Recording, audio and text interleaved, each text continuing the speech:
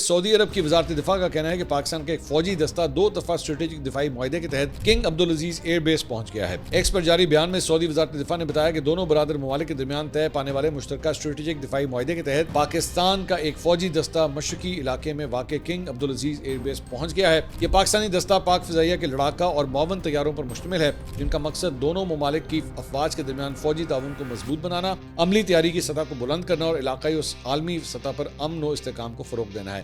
یعنی پاکستان کے لڑاکا طیارے جو ہے وہ سعودی عرب لینڈ کر چکے ہیں۔ خیال رہے کہ ستمبر 2025 میں پاکستان اور سعودی عرب کے درمیان دارالحکومت ریاض میں باہمی دفاعی معاہدہ طے پایا تھا۔ معاہدے میں کہا گیا تھا کہ کسی بھی ایک ملک کے خلاف کسی بھی جارحیت کو دونوں ملکوں کے خلاف جارحیت تصور کیا جائے گا۔ اس کے علاوہ ترکیہ کی خبر ایجنسی نے دعویٰ کیا ہے کہ متحدہ عرب امارات کو رقم واپسی پر سعودی عرب اور قطر جو ہے وہ پاکستان کو $5 ارب دیں گے۔ ترک میڈیا کے مطابق گزشتہ روز سعودی وزارت خزانہ نے وزیر اعظم شہباز شریف سے ملاقات کی۔ اب وہ واپس جا چکے ہیں، جس میں انہوں نے مشرق وسطیٰ میں جاری کشیدگی کی وجہ سے بڑھتے ہوئے بیرونی دباؤ اور اخراجات کے پیش نظر پاکستان کو اپنی مالی مدد فراہم کرنے کی یقین دہانی دلائی ہے۔